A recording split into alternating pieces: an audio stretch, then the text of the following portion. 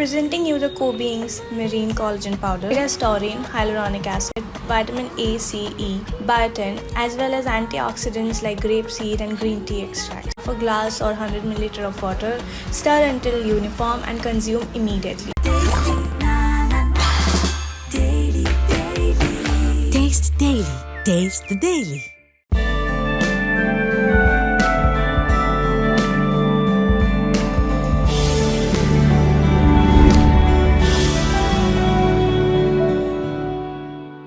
இப்போ என்னன்னாங்க, இந்த முதல் பையனா நடிக்கிறதுக்கு தேடும்போது பொண்ணுன்னு என்ன சொன்னார், தயாரிப்பாளனுடைய பையன் முரளி அந்த பையன் பேர் முரளி நடித்தா எப்படி இருக்கும்னு கேட்டார்.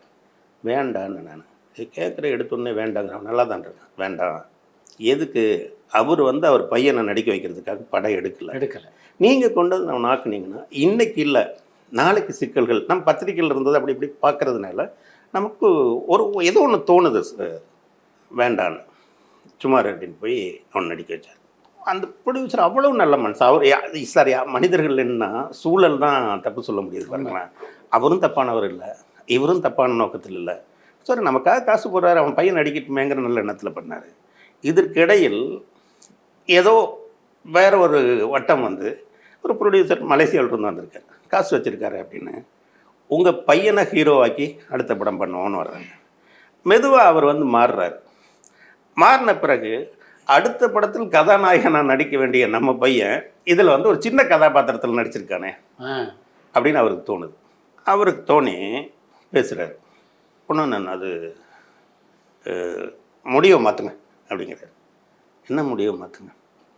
இல்லை அது எப்படி என் பையன் அவன் பொண்டாட்டியை தம்பிக்கு விட்டு போவானா? சார் உங்கள் பையன் இல்லை சார், அது கதாபாத்திரம். பொண்ணு நான் உங்களுக்கு கல்யாணம் ஆச்சுன்னா உங்கள் பொண்டாட்டி உங்கள் தம்பிக்கு கல்யாணம் பண்ணி வச்சிங்களேன் அப்படி கேட்குறாரு சார். அந்த மாதிரி அதாவது அவரை நீங்கள் எதிர்கொள்ளவே முடியல. இப்போ இவர் என்ன பண்ணுறாரு, அது வரைக்கும் சார் இவங்களுக்குள்ளே எந்த பிரச்சனையும் இல்லாமல் எல்லா சுதந்திரம் வச்சுருந்த ஒருத்தர் மாறும்போது அந்த தருணத்தை எப்படி எதிர்கொள்கிறதுங்கிற ஒரு சிக்கல் வருது இல்லைங்க. அப்போ ஒரு சூழ்நிலை வருது. இவர் சரி ஒன்று செய்வோம், எங்கள் டைரக்டர்கிட்ட படத்தை போட்டு காட்டுவோம். அவர் என்ன சொல்கிறாரோ அவர் பண்ண சொன்னால் நான் மாற்றி தர்றேன் அப்படி. இப்போ பிரச்சனை போகுது. பிரச்சனை போனால் எனக்கு தோணுது சார், நானாக இருந்தால் இப்போ நீ ஆரம்பத்தில் கதை கேட்டிருக்கணும், நீ கதை கேட்டையா? கேட்கல. இப்போ அவர் எடுத்துட்டார். எடுத்தது மாற்ற முடியாது. என்னுடைய உதவியாளர் நான் அவர் பக்கம் தான் நிற்பேன்னு சொல்லியிருந்தா பிரச்சனை முடிஞ்சு போச்சு. படத்தை போடுங்க பார்த்துட்டு சொல்கிறேன்ட்டார். படத்தை போடுறாங்க. படத்தை போட்டு பார்த்துட்டு காசு போட்டவங்க கேட்குறான், பண்ணி கொடுத்துருயான்ட்டு போயிட்டார் டைரக்டரு. இப்போ தயாரிப்பாளர் என்ன கேட்குறாருன்னா, பொண்ணு பாரதி ராஜாட்ட போய் கேட்கலாம், அவர் சொல்கிற மாதிரி பண்ணிக்கலான்னு நான் சொல்லலை, நீங்கள் சொன்னீங்க. இப்போ அவர் சொல்கிற மாதிரி எடுத்துக்கொடுன்னு சொல்லிட்டார். இப்போ நீங்கள் அவர் சொல்கிறத செய்ய போகிறீங்களா இல்லையான்னு கேட்குறாரு. சார் இவர் தான் வாக்கு கொடுத்துருக்காரு, என்ன பண்ணுவார்? நான் பண்ண முடியாது, யாரையாவது வச்சு நீங்கள் பண்ணிக்கங்க. இப்போது பண்ணுறாங்க, ஒரு ஃபைட்டு கிட்டெல்லாம் நடக்கும். அதில் நீ கூட போடாங்கிறாரு. ஏங்க எனக்கு எதுக்குங்க, படம் என்ன கதையோ அதை எடுக்கிற வரைக்கும் நான் இருந்தேன், இருக்கிறத மாற்றி உழப்புற இடத்துல நான் எதுக்கு, எனக்கு எதுக்கு அந்த பேர் அப்படின்னு. இல்லை நம்ம யூனிட்லேருந்து ஒருத்தர் போகலைன்னா யூனிட் பண்ண மாட்டாங்க, டைரக்டர் வரலன்னு போங்கன்னாரு. நான் போய் உட்காந்துருந்தேன். அந்த பையன் வருவான், அந்த பொண்ணு வருவா, தூக்கி சுற்றுவாங்க, எல்லாம் முடிஞ்சதுங்க. சரி முடிஞ்சது, படம் ரிலீஸ் ஆகும்னு பார்த்தா அப்படி இருந்தது. இப்போது அந்த ப்ரொடியூசர் எப்படி சொல்லியிருந்தாருன்னா, ரொம்ப அன்பான மனுஷங்க. கவிதா, இந்த படம் முடிஞ்சோடனே 2 படம், பொண்ணுன்னு ஒரு படம், அரியமதி ஒரு படம், 3வது படம் நீங்கள் அப்படின்னு 3 படத்துக்கு அவர் திட்டம்லாம் போட்டு வச்சுருக்காரு. இப்போ பொண்ணுன்னு என்ன சொன்னார், டே நான் இனிமேல் வர முடியாது, நீ கொஞ்சம் படம் ரிலீஸ் வரைக்கும் ஆஃபீஸில் இருந்துக்கோ, உன் மேலே அவர் ஒரு நம்பிக்கை வச்சுருக்காரு, நீ கொஞ்சம் கூட இருந்து பார்த்துக்கோ அப்படின்னாரு. சார் இக்கட்டான ஒரு சூழ்நிலை. முதல் நம்ம பண்ணுற படத்தில் பாருங்கள், இந்த பிரச்சனையில் மாட்ட வேண்டியதாக இருக்குது, மறுக்கவும் முடியல, ஏன்னா நம்ம பண்ண படம் வரணும் அப்படின்னு. இப்போ ஒரு பைக் வச்சுருக்காரு, ஆஃபீஸ்க்குன்னு ஒரு பைக் இருக்குது, தயாரிப்பாளர் வாங்கி வச்சுருக்காரு. படம் ரிலீஸ் ஆகுது, கவிதா நீங்கள் உங்கள் ஊரில் போய் படம் பாருங்கள், நம்ம பைக் எடுத்துகிட்டு போங்க அப்படிங்கிறார். அவர் மலேசியா. சார் எனக்கு பைக் ஓட்ட தெரியாது, ஆனால் அந்த பைக்கில் மெதுவாக ஓட்டி போலங்கண்ணா, அதுக்காக நான் ஈரோடு பைக்கில் போக முடியுமா? இல்லை சார் நான் போய்க்கிறேன் அப்படின்னு போனால் ஈரோட்டில் படம் ரிலீஸ் இல்லைங்க சார், சேலத்தில் படம் ஓடுது. நான் நல்ல வேலையாக இங்கேருந்து வர்றேன், இந்த கம்பெனியிலேருந்து வர்றேன், இதில் அசிஸ்டன்ட் டைரக்டர் எதுவுமே சொல்லாமல் நான் வந்து டிக்கெட் எடுத்து பார்க்குறேன் சார் படத்தை. படத்தை பார்த்தா படத்தில் என்ன பண்ணியிருக்காங்கன்னா, இவருடைய பையன் ஹீரோவாக வரணுங்கிறதுக்காக ஹீரோவாக நடித்த விக்னேஷனுடைய போர்ஷனை பூரா கட் பண்ணிட்டாங்க. நம்ம பழனி தான் அதுக்கு எடிட்ரு. பழனிக்கும் இது தெரியாது, யாரை வச்சு வெட்டினாங்கன்னு தெரியாது. நெகட்டிவ்லேயே வெட்டி பிரிண்ட் போட்டிருக்குங்க. அப்படி ஜம்ப்பு காட்சி ஒன்றுக்கு ஒன்று தொடர்பே இருக்காது. இப்போது இடையில இந்த பையனை ஹீரோ ஆக்குறதுக்காக என்ன பண்ணுறாங்கன்னா, பையன் இராணுவத்தில் இருக்கான். இராணுவத்தில் இருக்கிற பையன் வந்து நடைப்பயிற்சி போவான், ஜாக்கிங். அது எங்கன்னா தாம்பரம் தாண்டி ஒரு தென்னந்தோப்பில் எடுத்தாங்க. அவர் ப்ரொடியூசர், அவர் வச்சு எடுத்தார். ஜாக்கிங் போகிறார் இராணுவ வீரர் ஒத்தையில். அப்போது ஒரு பொண்ணை வந்து 4 பேர் சேர்ந்து பலவந்தப்படுத்த முயற்சி பண்ணுறாங்க. காப்பாற்ற முயற்சி பண்ணும்போது காஷ்மீரில் நடக்கிற கதை நீங்கள் புரிஞ்சுக்கணும். அங்கே தண்ணி தொட்டியில் ரஜினிகாந்த் படம் ஒட்டி இருக்கு. இவர் ரஜினிகாந்த் படத்தை தொட்டு கும்பிட்டு போய் சண்டை போடுவார். சண்டை போட்டா சார், அதில் ஒரு சுவாரஸ்யமான விஷயம் எடுக்கிறாங்க. எடுத்துட்டு நம்ம ராம்ப மாஸ்டர் எடிட் பண்ணுறாரு. அப்போ ப்ரொடியூசர் வர்றாரு. பார்த்துட்டு என்ன பண்ணுறீங்க அப்படின்னா, சண்டை எடிட் பண்ணுறேன், ட்ரிம் பண்ணுறோம். ஏன் அப்படின்னா, சார் சண்டை வந்து 6 நிமிஷம் இருக்குது, 1 நிமிஷமாக பண்ணுறோம். ஏன் 6 நிமிஷம் எடுத்துருக்கிறோம்ல, அதை ஏன் 1 நிமிஷம் பண்ணுறீங்கன்னு கேட்குறாரு. இல்லைங்க, பெரிய ஹீரோ சண்டை போட்டாலே ஒரு 2 நிமிஷம் தாங்காது. இது புது பையன் 1 நிமிஷமே அதிகம். என் பையன் நான் காசு போடுறேன், எடுத்தது பூரா அப்படியே வரணுன்ட்டார் சார். 6 நிமிஷம் சண்டை நடக்குது, 6 நிமிஷம் சார். தேட்டரில் வந்து கத்துறான், கெட்ட வார்த்தையில் திட்டுறான். அதாவது நம்ம ஆசையோடு பண்ண படம், அனுபவிச்சு ரசித்த கதை, அது அப்படி வருது. இப்போ என்னென்னமோ போய் இராணுவத்தில் போன பையன் இறந்துட்டான்னு தகவல் வர்ற சீனில் கை தட்டுறானுங்க சார். செத்துட்டான்டா மாப்பிள்ள. திருப்பி கிளைமாக்ஸில் வரும்போது கெட்ட வார்த்தை சொல்லி வந்துட்டான்டா அப்படிங்கிறான். ஐயோ தப்பிச்சோன்னு ஓடி வந்தான் சார். அந்த முதல் படத்தினுடைய அனுபவம் வந்து அப்படி ஆகிப்போச்சு. எனக்கே வந்து அப்படி இருந்ததுன்னா, ஒரு கதையாக கொண்டு வந்து உருவாக்கி பண்ணவருக்கு எப்படி இருக்கும், ரொம்ப வருத்தமான இது சார். அந்த படம் முடிஞ்சு பழையபடி நான் பத்திரிக்கை வேலைக்கு போயிட்டேன். திருப்பி தொடங்க இடத்துக்கு வந்து சினிமா கனவு வந்து விட்டுட்டிங்களா? கனவு விடல, சினிமா என்ன விட்டுருச்சு. அப்படியே இருக்கேன் சார். திடீர்னு ஒரு நாள் டைரக்டர் கூப்பிட்றாரு.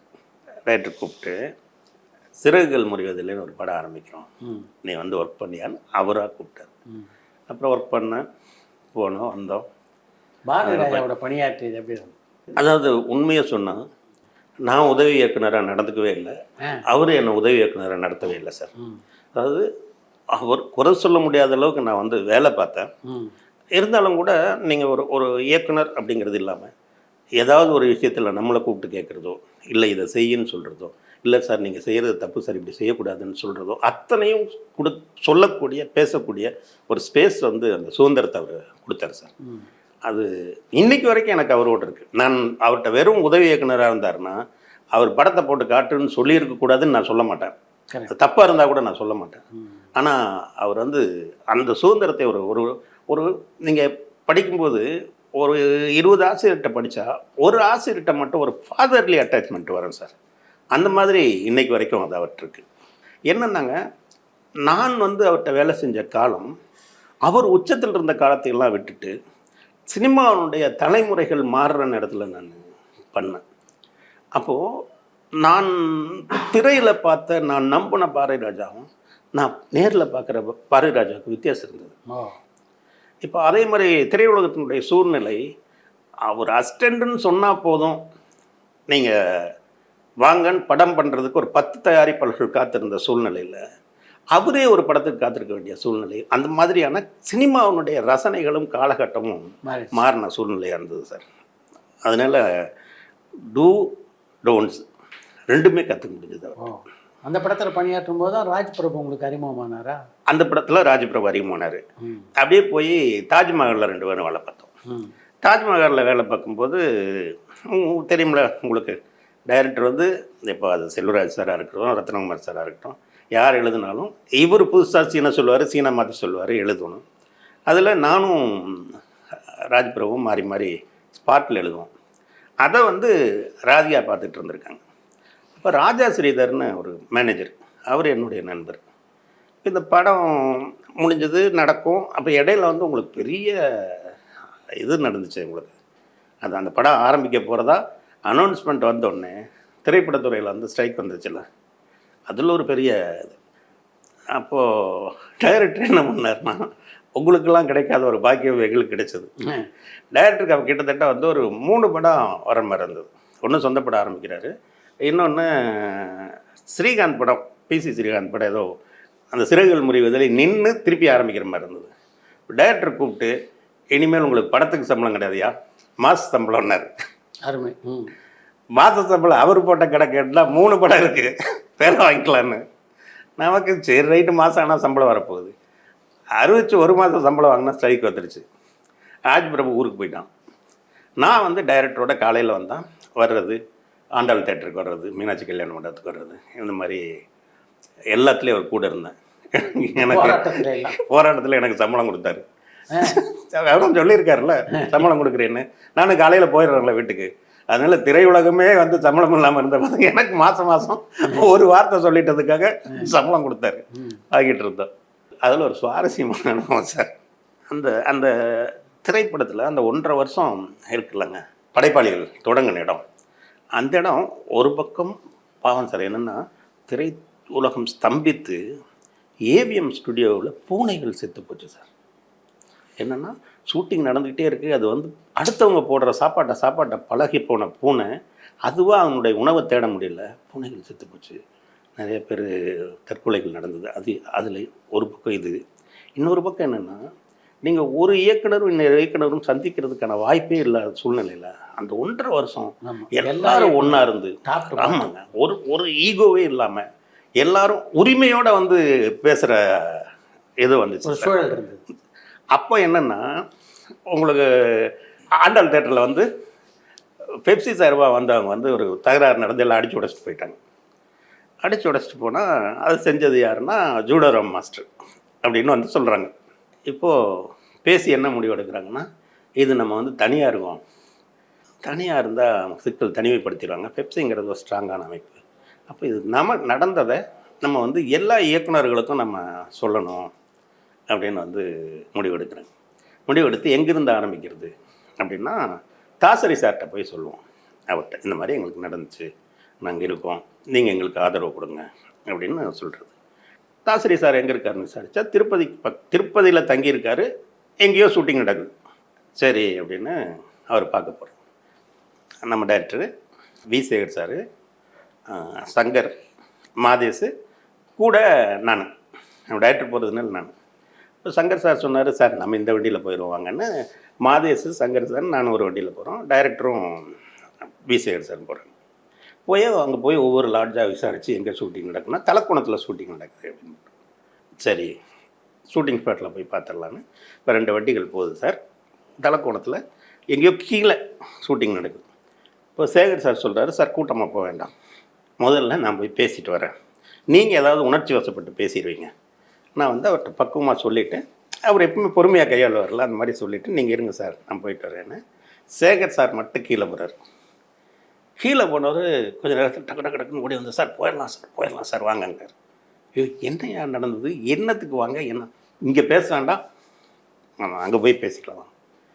இப்போ டைரக்டருக்கு வந்து உங்களுக்கு தெரியுங்களா, டைரக்டருக்கு வீம்பாயிட்டார், என்ன நடந்தது இல்லைன்னு நான் போகிறேன் அப்படிங்கிற. சார் தயவுசெய்து அங்கே போய் பேசலாம், நான் சொல்கிறேன் வாங்கங்கிறார். இப்போ சங்கர் சார் பார்த்துட்டு, சார் அவர் தான் சொல்கிறாருல, காரணத்தோடு தானே சொல்லுவார், போகலாம் வாங்க அப்படின்னு. ஒரு 5-6 கிலோமீட்டர் போய் இப்போவாது சொல்லியா, சார் அங்கே ஃபைட் எடுத்துக்கிட்டு இருக்காங்க, ஜூடோ சார், அவர் தான் மாஸ்டர், யாரை பற்றி நீங்கள் குறை சொல்ல போகிறீங்களோ அவர் எடுத்துகிட்டு இருக்காரு. எல்லோரும் சிரிச்சு, டைரக்டர் சிரிச்சு. அதில் இன்னொரு சுவாரஸ்யமான செய்தி இருக்குது. இப்போ என்னென்னா, பாம்க்ரோவில் நமக்கு ஒரு ரூம் இருந்தது. அப்போது ஆண்டாள் தேட்டரில் முடியும், அப்புறம் பாம்க்ரோவ் ரூமில் எல்லோரும் கூடி டிஸ்கஷன் இருக்கும். அப்போ டைரக்டரோட அந்த ஹாரிங்டன் ரோடு வீட்டில் எல்லோரும் கூடி பேசுவாங்க. இப்படி நிறைய இடங்கள் பேசுகிறதுக்கான இடமா இருந்ததில்ல சார். அப்போ வந்து ஆண்டாள் தேட்டரில் இப்போ எல்லாருமே ஒரு பக்கம் நிற்கிறாங்க. பெப்சிக்கு ஆதரவாக 2 படங்கள் வந்து தயாராகிறதா இருக்கு. ஒன்று காதலா காதலா, இன்னொன்று அஜித் அந்த பக்கம் நிற்கிறார், அவர் படம் தொடங்குறதா இருக்கார்.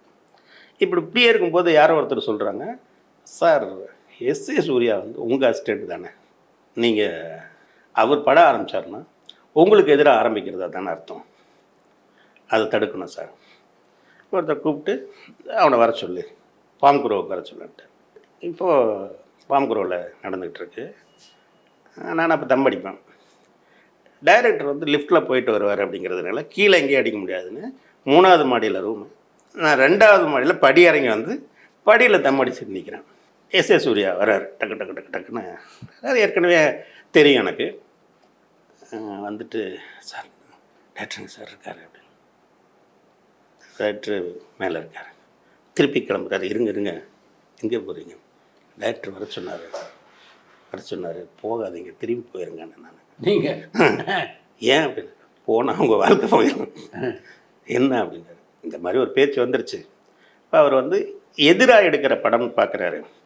நீங்கள் இவ்வளோ நாள் அங்கே போய் சொல்லி கதை சொல்லி காத்திருந்ததுக்கு இந்த சூழ்நிலையில் இயக்குநர்கள் எல்லாம் அந்த பக்கம் இருக்காங்க, அவர் கூட இருக்கிற ஒரே இயக்குனர் நீங்கள், வாலி அது ஆரம்பிக்க சொல்கிறாரு. இப்போ நீங்கள் கூப்பிட்டு போய் பார்த்து எல்லா டைரக்டர் இருக்காங்க, நம்ம டைரக்டர் இருக்கார், பண்ணாதேன்னு சொல்லுவார். அதுக்கு பிறகு அவரை மீறி பண்ணால் அது வந்து ஒரு பெரிய சவால் விடுறதா அர்த்தம். பார்த்துட்டா தவிர்க்க முடியாது, பார்க்காம போயிருங்க. சார் அவர் தானே சார் வர சொன்னார். அதாவது அந்த சூழ்நிலையில் எல்லாரும் பேசும்போது அவருக்கு வந்து சொல்லி ஆக வேண்டிய கட்டாயம். பார்த்தா சொல்லுவார், பார்க்காம போயிருங்க.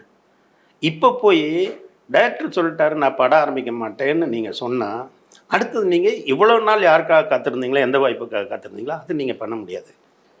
பரவாயில்ல, படத்தை ஆரம்பிச்சிருங்க அப்படின்னு. நம்ம இவ்வளோ போராடி வந்ததில் ஒருத்தர் ஒரு படம் பண்ணுறதுக்கான எல்லாருக்குமே அப்போ வந்து தனி மனுஷனாக பார்க்க முடியல. ஒரு நடக்குது, அதுக்கு எதிராக ஒன்று ஆரம்பிக்க போகிறாங்க, அப்படி தானே பார்த்தாங்க. யாரும் அந்த படம் நடக்கக்கூடாதுன்னு இல்லை. அப்போ டைரக்டர் கேட்டால் என்ன சொல்கிறது? போங்க, படத்தை ஆரம்பிங்க, படம் ஜெயித்த பிறகு என் பிள்ளைன்னு சொல்ல போகிறாரு, பார்த்துக்கலாம். அதுக்கு இடையில் ஏதாவது கேட்டாருன்னா கூட தான் இருக்கா, மேனேஜ் பண்ணிக்கிறேன், பார்த்துக்கலாம். அப்படி திரும்பி போயிட்டார் சார். வாலி ஆரம்பிச்சது.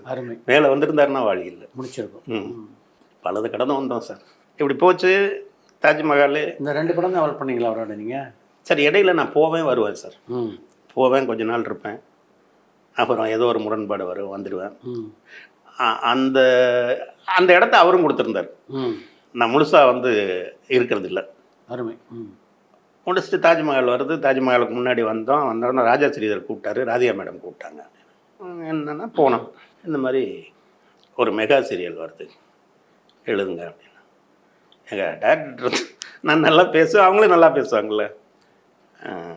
டேரக்டர் வந்து வெளியே வந்தேன். ஒரு சீரியல் டைரக்ட் பண்ணுன்னா கூட ஒரு அர்த்தம் இருக்குது, வெத்தலை பொட்டி கையில் கொடுக்குறது அங்கே கூப்பிட்டீங்க அப்படி. தொலைக்காட்சி தொடரை இயக்கிய போது அந்த தொடரின் கதாநாயகிட்ட உங்களை நான் லவ் பண்ணுறேன்னு சொல்லக்கூடிய துணிச்சல் கவிதா பாரதிக்கு எங்கே வந்தது? வேற யார்கிட்டையாவது சொன்னால் கிசு ஆகும், அவங்ககிட்டயே சொல்லிடுவேன் ஐ லவ் யூண்ணா, போங்க சார் அப்படின்னு சொல்லி நான் ஏதோ கிண்டல் பண்ணுறதா நினச்சிக்கிட்டு.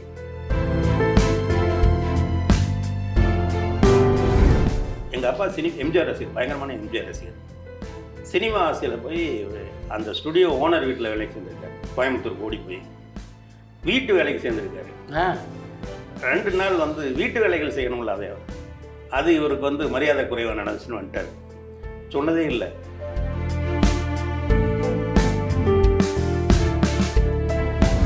ஒரு தொலைக்காட்சி இயக்குனராக மட்டும் இல்லாமல் தொலைக்காட்சி தயாரிப்பாளராகவும் நீங்கள் இருந்திருக்கீங்க.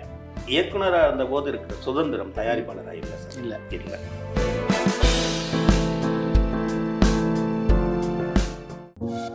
பரபரப்பான சினிமா செய்திகள், நட்சத்திரங்களின் பேட்டிகள், சினிமா வரலாறு ஆகியவற்றை பார்க்கவும் படிக்கவும் உங்களுக்கான இணையதளம் tourandtalkies.co.